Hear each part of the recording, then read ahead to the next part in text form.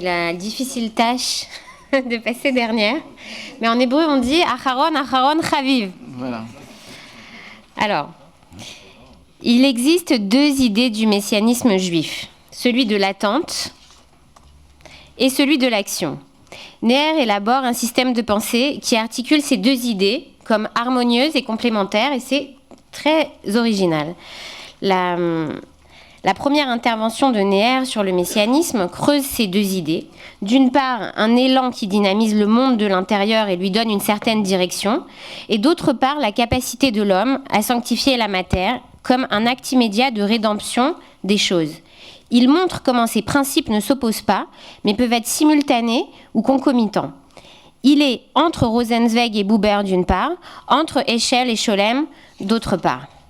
Pour Neher, c'est d'abord chez le Maharal de Prague, puis chez le Rav Kook, qu'il trouvera la confirmation de son idée du messianisme juif. L'existentialisme juif de Neher repose sur cette conception paradoxale. D'une part, c'est un messianisme de l'instant qui augmente la valeur, le poids et l'importance de chaque seconde de l'existence. D'autre part, c'est un mouvement qui toujours se dérobe et qui oblige l'homme à agir comme si il ne devait pas y avoir de lendemain. Au lieu de s'essouffler dans une attente jamais résolue, au lieu de se désolidariser de l'existence par l'absurde d'un Messie déjà toujours là, le messianisme nehérien s'insère plus profondément encore dans l'action, dans la réalité, dans la responsabilité, dans le devoir-être au monde et au prochain. Pour Neher, une plus grande conscience du sens de l'existence juive confère une plus forte probabilité de réalisation, non seulement du potentiel juif, mais de toute l'humanité. En cela, Neher se rapproche de la pensée de Ernst Bloch, d'Edmond Flegg, contre Hans Jonas. Bloch l'appelle « Traum nach Vorwärts ». Vous me corrigerez, oui. Rêve vers l'avant. Et Flegg, retour vers le futur. Ils auraient pu l'appeler messianisme juif, je cite Neher, tant il est vrai que le messianisme juif est celui de la lutte avec l'ange dont la nuit s'achève sur une aube bénie, mais boitant vers une aventure nouvelle, c'est celui du navire battant pavillon espérance et dont l'entrée au port se transmute soudain en un nouvel appareillage. Enfin, le messianisme nehérien n'est pas seulement temporel, il est également géographique.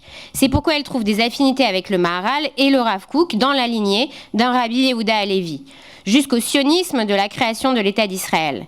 Messianisme comme mesure particulière non seulement du temps, mais de l'espace, que l'on va retrouver sous la plume de Neher au travers de termes comme incronisme, ou Medaber Elai Hayom, monogéisme, géocentrisme, géothéologie.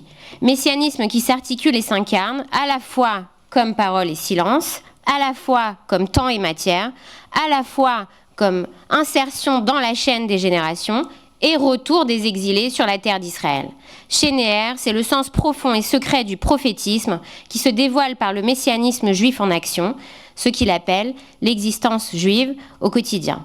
Et je voudrais, à la suite de Neher, qu'on s'embarque dans une intervention, dans une aventure qu'il a donnée lors des colloques des intellectuels juifs de France en 1964.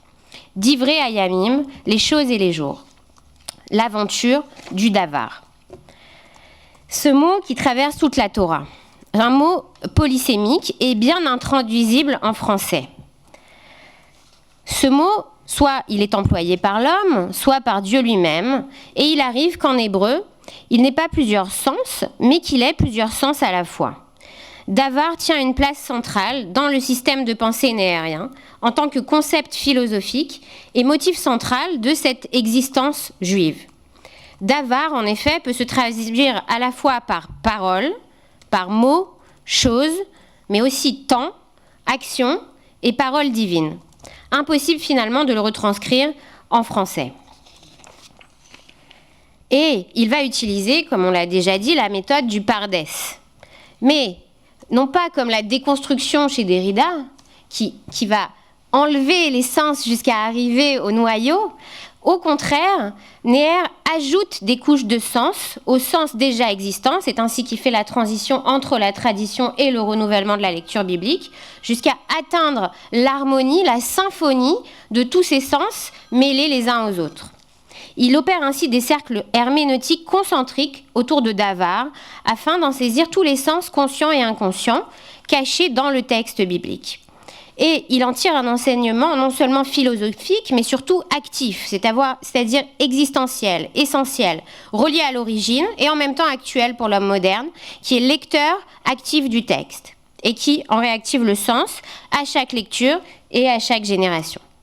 Avec le Talmud, les Midrashim, mais aussi la Kabbalah, dans une lecture typiquement juive et fidèle, et en même temps il y apporte une dimension historique par la richesse de la comparaison avec la Grèce ou le christianisme, avec la traduction en grec, en latin, en français. Victor Hugo, il ouvre à l'étymologie des mots et il élargit le débat à l'universalité de la discussion philosophique en utilisant par exemple Michel Foucault, Claude Duret, Ernst Bloch, Edmond Flegg, Martin Buber et Franz Rosenzweig.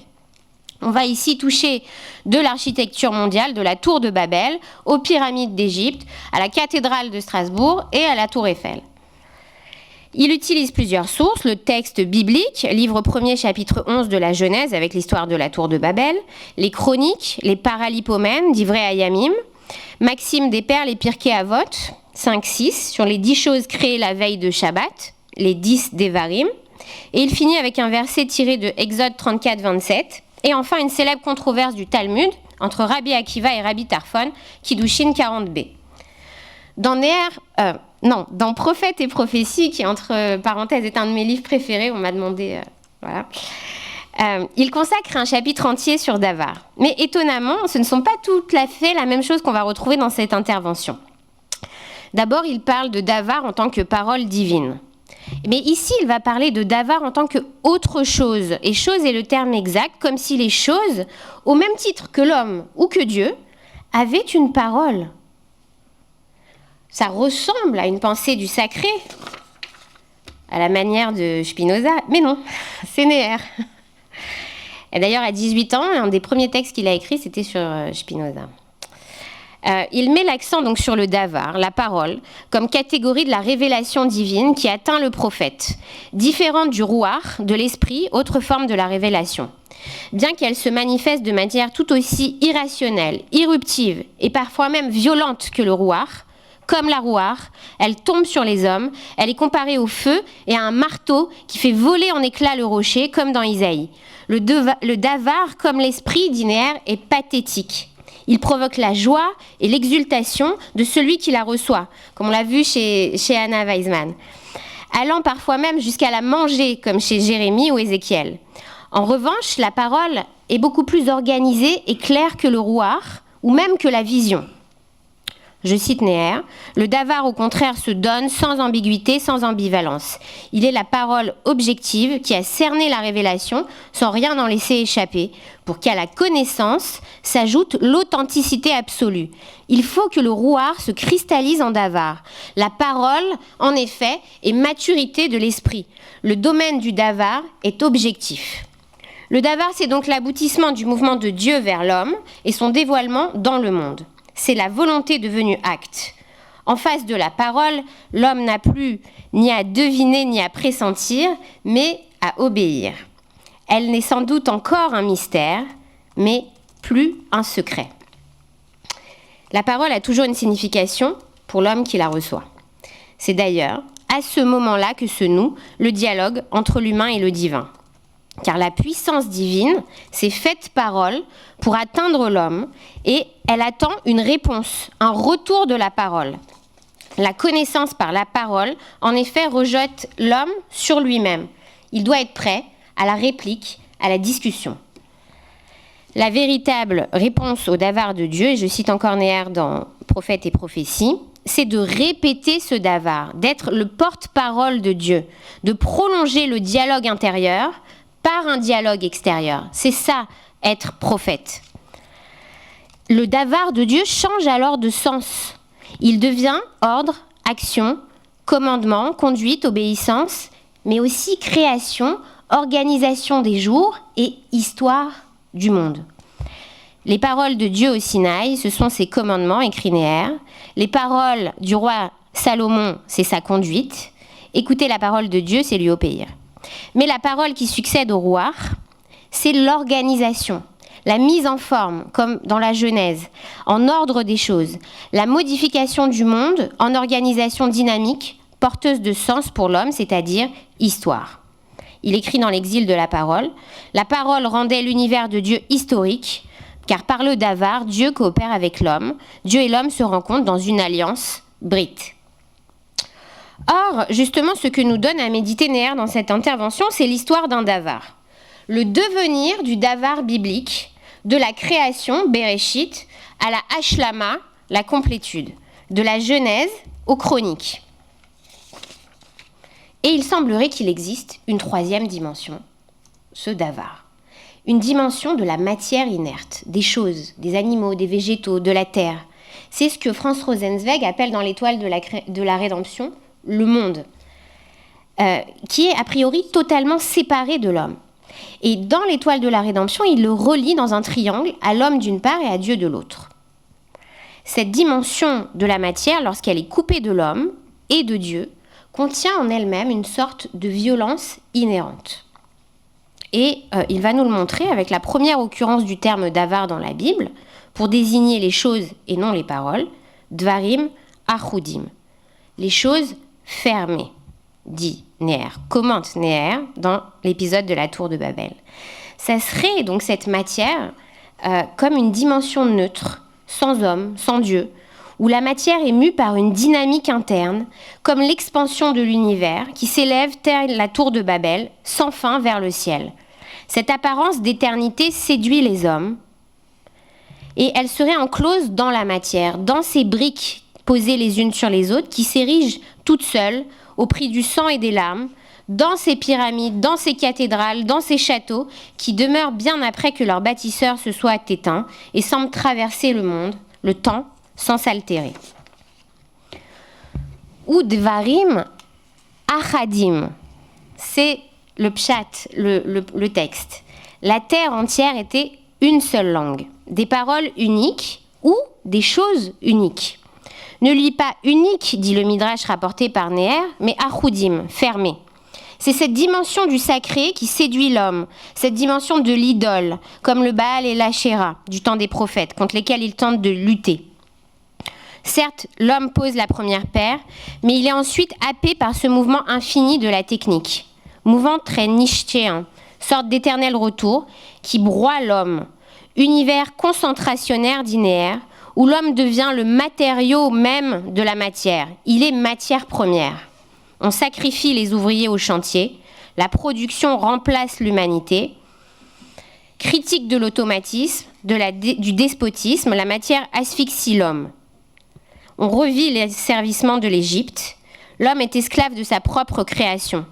Préfiguration de l'usine, mais évidemment d'Auschwitz, où l'humanité devient matière première. Horreur de l'extrême inertie, de l'amoralité de la matière sans âme, comme ce golem qui aurait échappé à tout contrôle. Et c'est là que Néher nous renvoie à Michel Foucault, l'auteur de Des mots et des choses. Foucault date l'épisode de la tour de Babel comme le moment crucial où les mots et les choses se séparent, où entre le signifiant et le signifié se creuse un écart jusqu'à ne plus jamais correspondre exactement. Et seul l'hébreu, langue originelle, garderait en clause dans ses lettres le secret de ce rapport immédiat. Idée qui n'est pas de Foucault lui-même, mais de Claude Duret, cité par Foucault, rapportée par Néher. Je cite, « L'hébreu est la langue sacrée, la langue par excellence, la seule qui est réchappée à la tour de Babel et qui ait conservé cette intuition immédiate de l'être et des choses dans le mot. » Et alors, l'épisode de la tour de Babel prend un tout autre sens que l'exégèse classique. Les hommes, en effet, séduits par la matière, ont perdu l'accès immédiat aux choses et au sens du divin inclos dans la matière. La punition, alors, n'en est pas une. C'est une conséquence logique de cet élan d'idolâtrie moderne. L'oubli de la langue commune qui ouvrait les hommes les uns aux autres, mais qui les reliait également de manière directe au monde, à la matière, depuis que Adam avait donné un nom à chaque chose.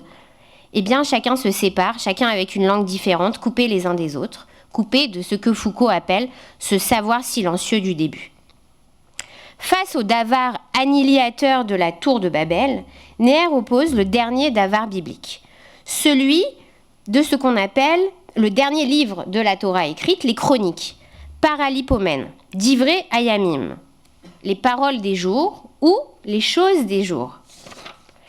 L'hébreu rattache ici les choses à la dimension du temps. Ce texte qui clôt le corpus biblique en constitue sa hashlama, son aboutissement.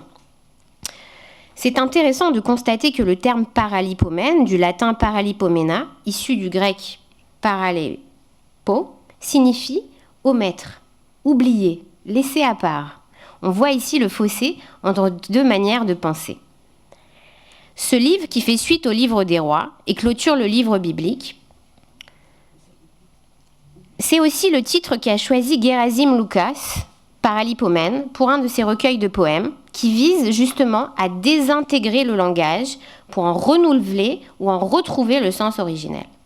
Ce livre retrace les événements de la création du monde à la royauté de David, les généalogies d'Adam à Shaoul, la mort de Shaoul, les événements du règne de David, comment Shlomo fut fait roi, les Lévites qui reçoivent leurs fonctions, puis la demande de David à Salomon de construire le temple, et enfin la mort de David.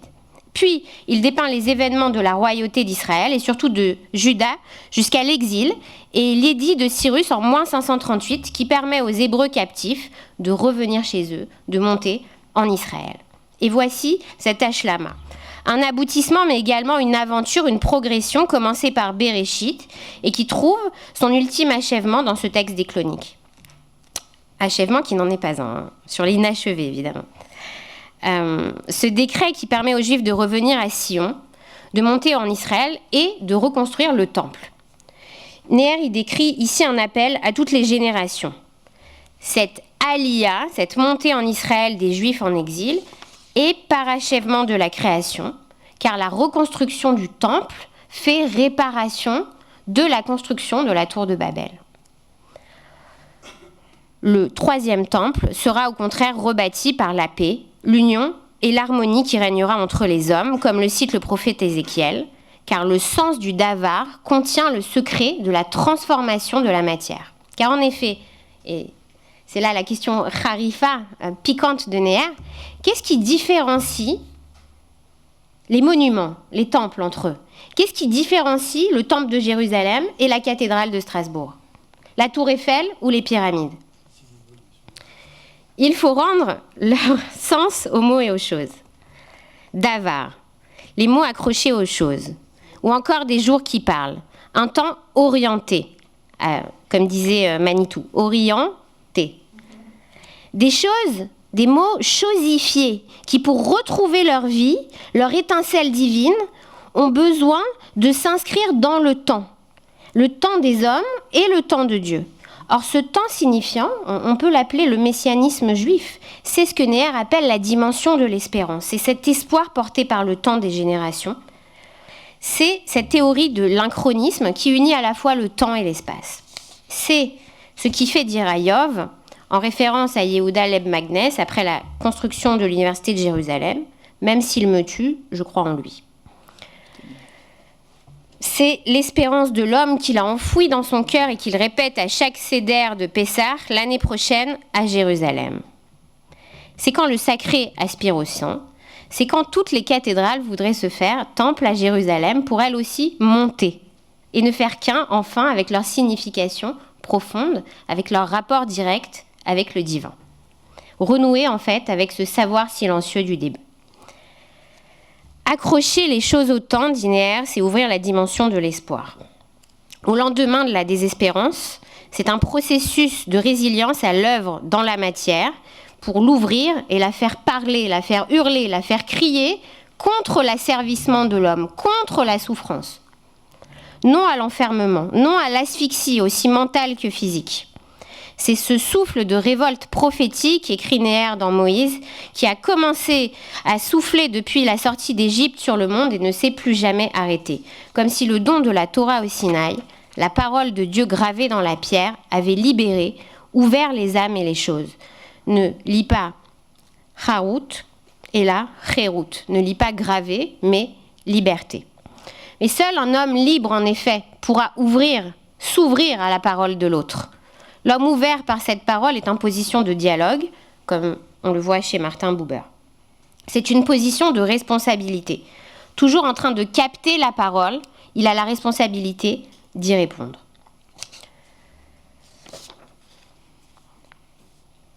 Bon, j'avance un peu, je ne sais pas quelle heure il est, mais j'avance un petit peu. Quand l'histoire et la méta-histoire se rencontrent, c'est là que le particularisme juif rencontre l'universalisme.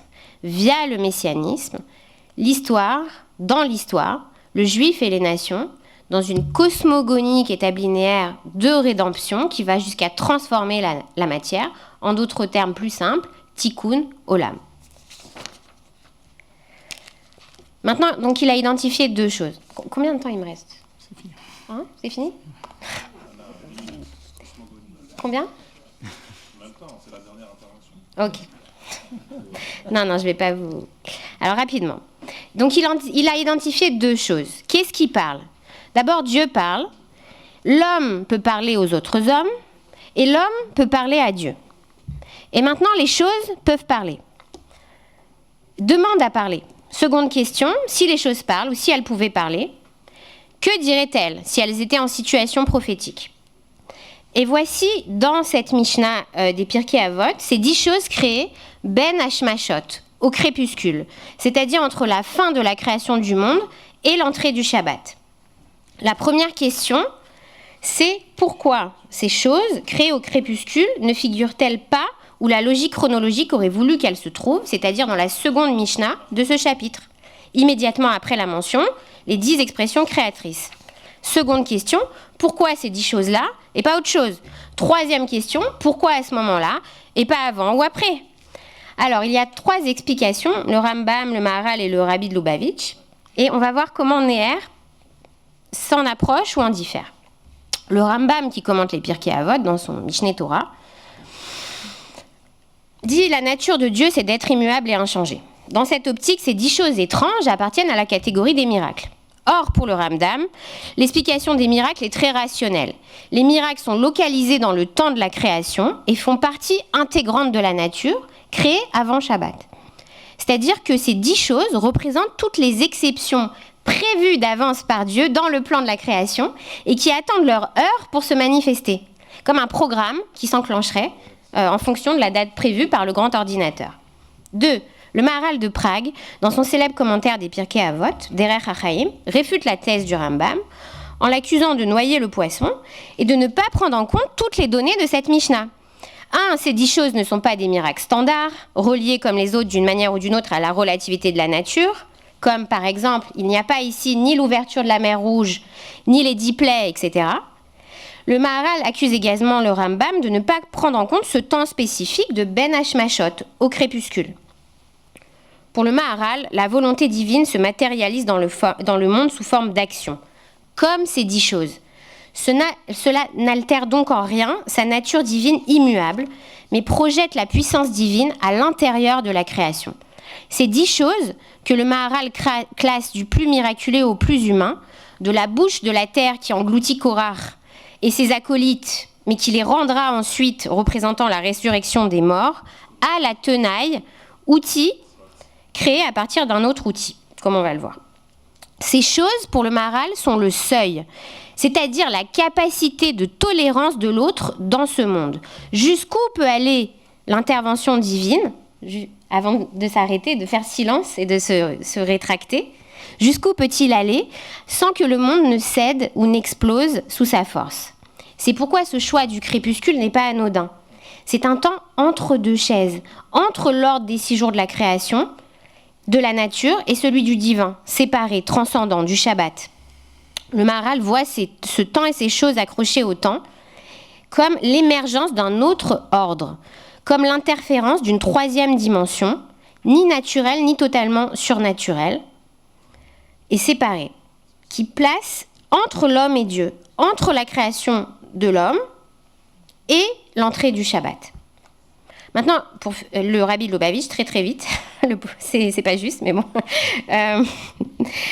Ces 10 choses pour le Rabbi de Lubavitch sont, il reprend l'explication du Maharal, mais en la dépassant, sont des réalités matérielles qui obéissent à l'ordre surnaturel, qui sont donc séparées de toute relativité. Le 10 est l'indice de la Kedusha, de la sainteté. La progression du plus miraculeux au moins miraculeux s'insère dans un schéma de 3 étapes. 1. Le début du crépuscule, quand la lumière du jour est presque encore complète. 2. Le milieu du crépuscule, lorsque les choses se brouillent et commencent à se mélanger. Et puis la fin du crépuscule, où l'obscurité est presque complète, mais on distingue encore les contours et les formes. Si ces choses sont séparées de toute relativité, elles se distinguent de tout ce qui a été créé avant l'homme et trouvent son parachèvement dans la création de l'homme. Pourquoi ? Parce que si l'homme est placé à la fin de l'œuvre de la création et juste avant le surnaturel, avant Shabbat, c'est parce que c'est à lui de procéder au tikkun, à la réparation. Et je finis avec ça. Néher, dans cette Mishnah, a choisi de s'arrêter seulement sur les 3 de ces 10 choses. Pi haaretz, pi haber et pi haaton. La bouche de la terre, la bouche du puits et la bouche de l'ânesse. Pourquoi ce choix des 3 premiers ? Et que représente-t-il pour Néher ? Et comment répond-il à la fameuse question « Que disent les choses ?» Ce sens perdu depuis la tour de Babel. Alors, la bouche de la terre. Pi haaretz. La terre qui s'est entr'ouverte pour engloutir Korach et ses acolytes et qui se rouvrira pour les rejeter lorsqu'ils auront fait Teshuvah, qu'ils seront revenus, c'est la germination, la résurrection des morts, le sens juif de la vie éternelle. C'est la continuité au-delà de la mort, c'est ce principe du renouvellement à l'intérieur du pourrissement apparent. Quelque chose se fait à partir de quelque chose qui se défait. On trouve ça chez Bergson, et puis Eliane Amadou-Lévy-Valency va reprendre ça. Mais la pourriture n'est pas cause de catastrophe, mais élément de salut, comme la semence qui ne peut germer qu'après avoir pourri dans le sol. Israël est le geste du dépôt de cette semence. Je cite Néher. En condamnant la graine à mourir, il lui permet de revivre.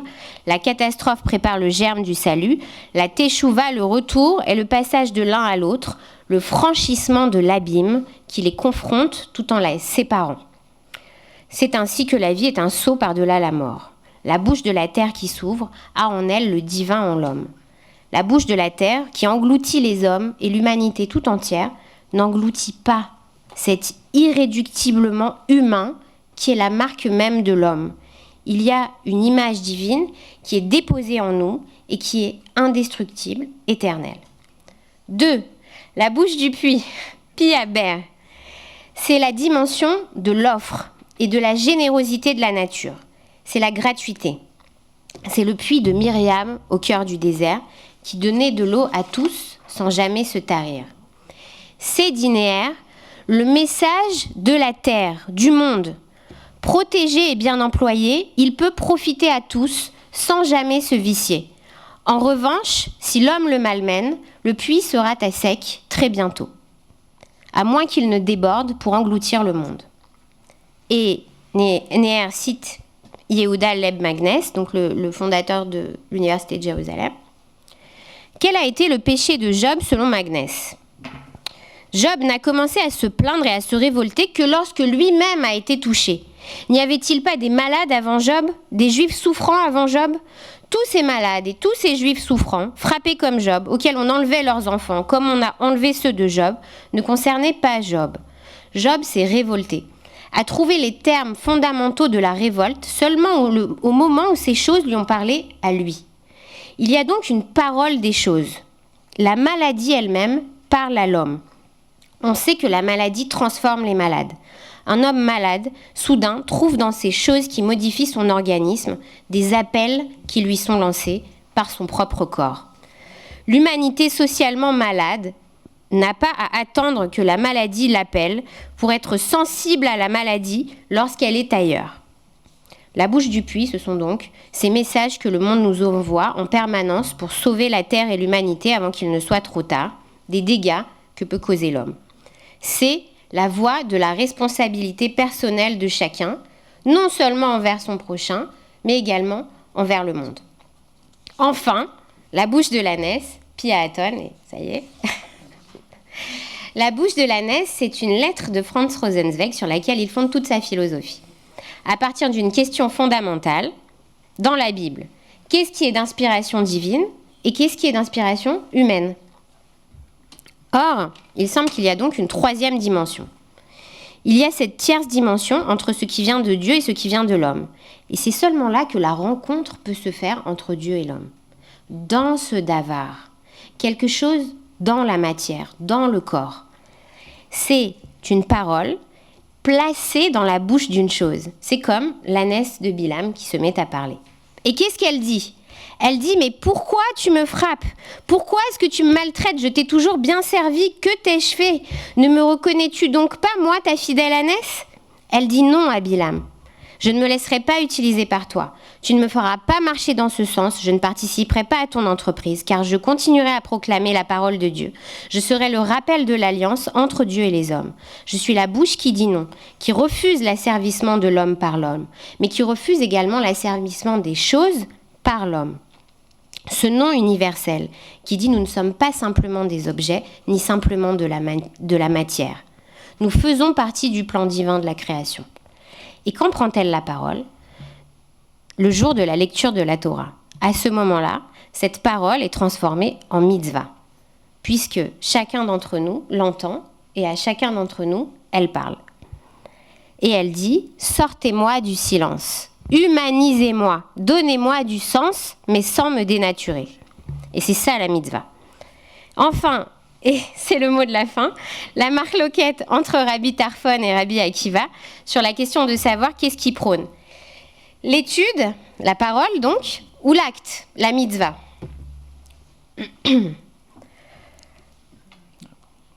L'étude prône, c'est la réponse, parce que c'est elle qui mène à l'accomplissement de la mitzvah. Et l'étude devient alors un outil pour nous amener à accomplir une action, un commandement divin. C'est l'outil fabriqué par un autre outil. Car une étude qui reste stérile, qui parle dans le vide, qui s'écoute parler ne sert à rien si elle n'est pas insufflée de ce souffle de liberté, de cette éthique, de cet humanisme de l'autre homme, venu du fond des âges et qui dit « transforme-moi et sois transformé par moi ». Il y a donc ici un double néer.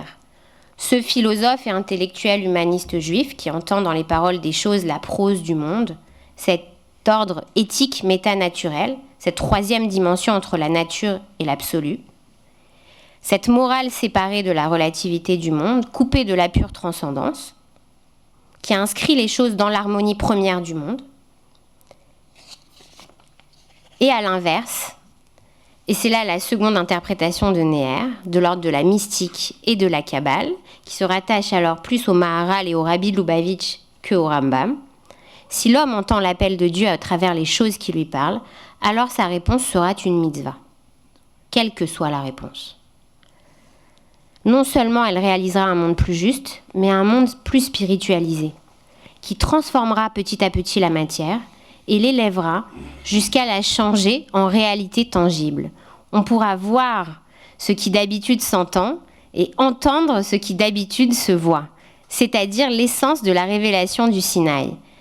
La Torah, écrit Néer dans Moïse, ne se réduit pas à un impératif, elle tend vers un autre mode, le participe.